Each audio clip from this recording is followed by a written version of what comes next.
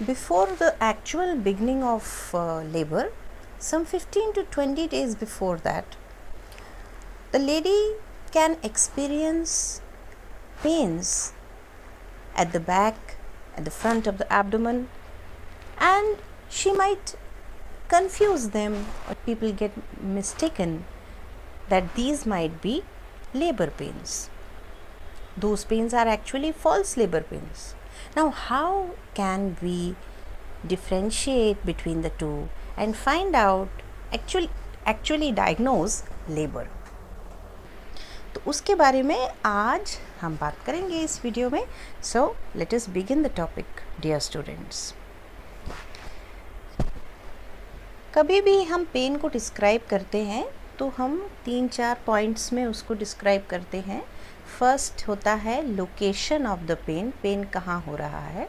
Second होता है intensity of the pain, कितना सीवियर है, माइल्ड है, सीवियर है. थर्ड होता है कि वो कंटिन्यूअस है या इंटरमिटेंट है. सीवियरिटी अगर जितनी भी है वो बढ़ रही है या उतनी ही बनी हुई है. तो ये सब पॉइंट्स के बेसिस पे हम जो है पेन को डिस्क्राइब करते हैं. उनके बारे में भी बात करेंगे, पर पहले we have to talk that हम ट्रू लेबर है कि नहीं है, इसको कैसे डायग्नोस करते हैं. तो उसके लिए हमें ये पता होना चाहिए कि सर्वाइकल चेंजेस जो होते हैं जब लेबर शुरू होता है, when the lady enters into first stage of labour, the uterine contractions have actually begun, then cervix में कुछ चेंजेस होते हैं और उनसे हम पता लगाते हैं ट्रू लेबर है कि नहीं है. उसके बारे में पहले बात करते हैं. ये देखो, यहाँ पे सर्विक्स है, सर्विक्स लॉन्ग है. ये 2.5 to 3.5 सेंटीमीटर लेंथ होती है प्रेगनेंसी के समय में, और एक सर्वाइकल कनाल प्रेजेंट है. ये बीच में ये जो जगह है ये है सर्वाइकल कनाल, और उसके अंदर है म्यूकस प्लग. जैसे ही प्रोसेस ऑफ लेबर शुरू होता है, यूट्राइन कॉन्ट्रैक्शंस शुरू होते हैं, तो ये सर्वाइकल कनाल शॉर्टन हो जाता है और ये रिड्यूस हो जाता है. सिर्फ एक ओपनिंग यहाँ पर हो जाती है प्रेजेंट, बस ये सर्वाइकल कनाल जो है ख़त्म हो जाता है, लेंथ इसकी कम हो जाती है. उसको कहते हैं इफेसमेंट ऑफ द सर्विक्स और taking up of the cervix. Paper thin हो जाता है सर्विक्स. इसको एज परसेंटेज एक्सप्रेस किया जाता है. 75%, 50% इफेज्ड, 25% इफेज्ड और कम्प्लीटली इफेज्ड. तो ये जो थिनिंग ऑफ द सर्विक्स होती है, ये पहला चेंज है सर्विक्स में, और इसको कहते हैं इफेसमेंट. इसको एक्सप्रेस कैसे करते हैं? परसेंटेज में एक्सप्रेस करते हैं. दूसरी बात है, ये सर्विक्स के जो ओपनिंग है इसको कहते हैं सर्वाइकल ऑस. अभी आपको क्योंकि ये कनाल के फॉर्म में है, 2 ओपनिंग दिख रही हैं, एक बाहर है एक अंदर है. ये एक्सटर्नल ऑस है और ये इंटरनल ऑस है. जब ये थिन हो जाएगा तो सिर्फ एक ही ओपनिंग दिखेगी और फिर वो ओपनिंग बड़ी होनी चालू हो जाएगी. उसको कहते हैं सर्वाइकल डायलेटेशन. उसको मेजर करते हैं फिंगर से, लेकिन एक्सप्रेस करते हैं सेंटीमीटर में. 1 फिंगर 1.5 सेंटीमीटर के बराबर होती है. तो सेकेंड चेंज है सर्वाइकल डायलेटेशन.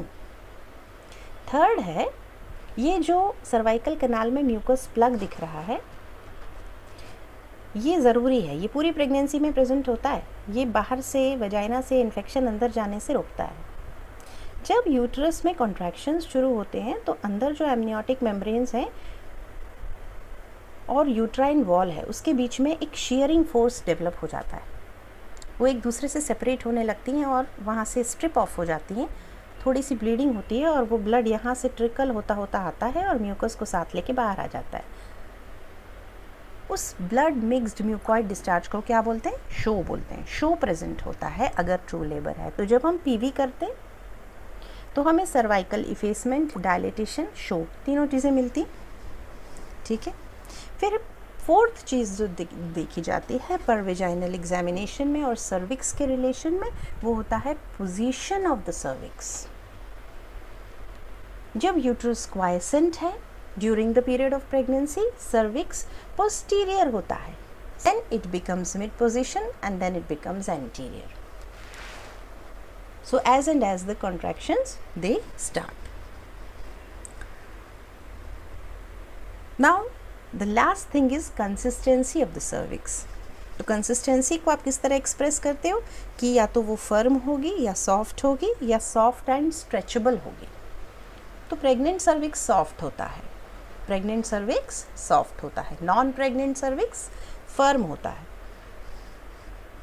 और फिर जब लेबर शुरू हो जाता है तो वो सर्विक्स सॉफ्ट एंड स्ट्रेचेबल हो जाता है।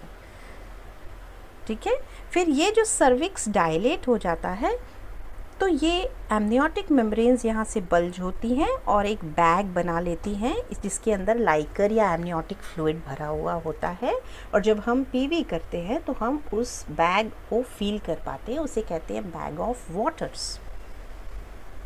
वो भी एक इम्पॉर्टेंट साइन है ये बताने के लिए कि लेबर शुरू हुआ कि नहीं हुआ। तो हमने पीवी में क्या क्या देखा, हमने देखा कि सर्विक्स जो है वो डायलेट हो गया है, वो इफेस हो गया है, शो प्रेजेंट है या ब्लड मिक्स डिस्चार्ज फिंगर पर लग गया है, और साथ में हम बैग ऑफ वाटर्स को फील कर पा रहे हैं।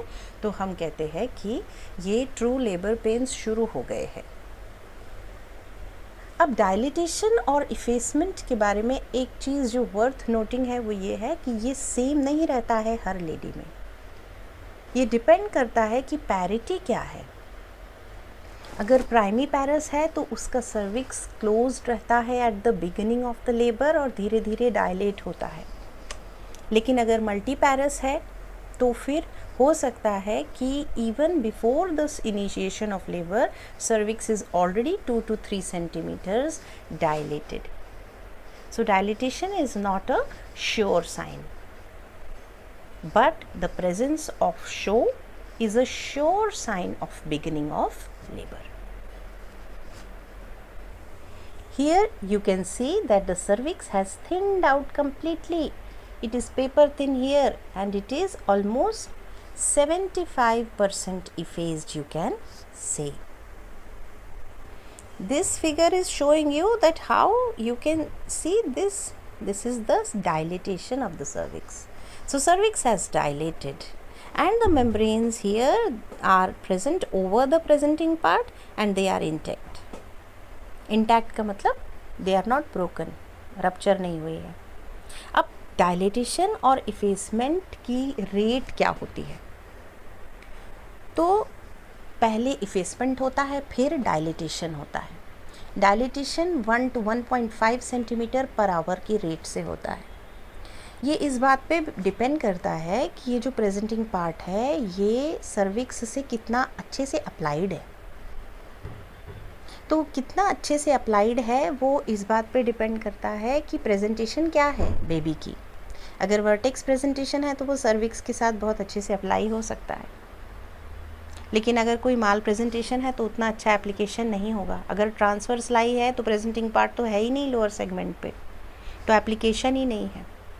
तो लोअर सेगमेंट का फॉर्मेशन और सर्विक्स का डायलिटेशन और इफेसमेंट सब इस बात पे डिपेंड करता है कि प्रेजेंटिंग पार्ट लोअर सेगमेंट पे कितने अच्छे से अप्लाइड है। ओके, तो जो फर्स्ट स्टेज ऑफ लेबर होती है वो क्या होती है? वो beginning of cervical dilatation and effacement से लेके कंप्लीट सर्वाइकल डायलिटेशन जो कि 10 सेंटीमीटर होता है और कंप्लीट इफेसमेंट बिल्कुल थिन्ड आउट सर्विक्स वहाँ पे जाके। तो ये फर्स्ट स्टेज ऑफ लेबर में पूरा प्रोसेस चलता रहता है डायलिटेशन का और इफेसमेंट का, और जैसे ही कंप्लीट हो गया तो वैसे ही फर्स्ट स्टेज ख़त्म हो गई और अब सेकेंड स्टेज चालू हो गई। यहाँ पे मल्टी ग्रेविडा में आप यहाँ देखो कि ये एक्सटर्नल ऑस जो है ये एडमिट करता है, 1 फिंगर 2 फिंगर एडमिट कर सकता है even before the process of labour has started. The internal ऑस is closed but the external os remains open and it can remain open. In primary gravida both the os are closed. Then as the process of ये जो rate of dilatation है ना ये भी multi में ज़्यादा तेज़ होता है और प्राइमी में स्लो होता है। Process of the entire process of labor is it's actually the duration of labor is short by 2 to 4 hours in multi than primary. Primi में लेबर लंबा चलता है और मल्टी में फटाफट फास्ट हो जाता है। तो ये जो इफेसमेंट है ये देखो ये इफेसमेंट शुरू हो गया, डायलिटेशन भी थोड़ा बढ़ रहा है और यहाँ पर कंप्लीट इफेसमेंट हो गया। यहाँ पर ये you can see that dilatation has not started but it has started to efface a little bit, मतलब थोड़ा थिन आउट हो गया है। यहाँ पर लेंथ देखो और यहाँ पर लेंथ देखो तो आधी हो गई है, मतलब इफेसमेंट जो है वो पहले हो रहा है डायलिटेशन से प्राइमी में, और उसके बाद में जब इफेसमेंट हो गया करीब 60-70% तब डायलिटेशन शुरू हुआ, और फिर इफेसमेंट भी बढ़ता जा रहा है और डायलिटेशन भी बढ़ता जा रहा है। तो कभी कभी at the end of labour you will find that the cervix has not, the cervix has dilated, it is dilated 7-8 centimeter but the cervix is thick, it has not thinned out, thinning नहीं हुई cervix की। तो क्यों? तो it may be because of malapplication of the presenting part to the cervix, presenting part अच्छे से applied नहीं है इसलिए। तो जो duration of first stage of labour होती है वो होती है 8 से लेके 12 आवर्स तक, 8 hours in multi, 12 hours in primary। ये है at the end of first stage, you cannot feel the cervix, cervix has receded, it has gone and it is completely dilated। So now dear students, let's come back to our original topic of today, that differentiate between false and true labor pains। So the first thing is that whenever it is a false labor pain, the location of the pain is not at the back and not radiating to the thighs as in case of true labor pains, but it is there on the front of the abdomen। तो location अलग है। दूसरा, false labor pains usually severity में बढ़ती नहीं है, उनकी जो पेन्स की सिवियरिटी है वो इंक्रीज़ नहीं होती है। ट्रू लेबर पेन्स तो पहले इंटरमिटेंट होते हैं, लॉन्ग आधा घंटे से आ रहे हैं, उसके बाद फिर 15-15 मिनट, फिर 5-5 मिनट से, इस तरह से उनकी जो फ्रीक्वेंसी है और जो उनकी सिवियरिटी है, मतलब कि कितना सिवियर है पेन, कितनी इंटेंसिटी है कॉन्ट्रैक्शंस की, वो भी इंटेंसिटी पेन की वो भी बढ़ती जाती है, फ्रीक्वेंसी भी बढ़ती जाती है।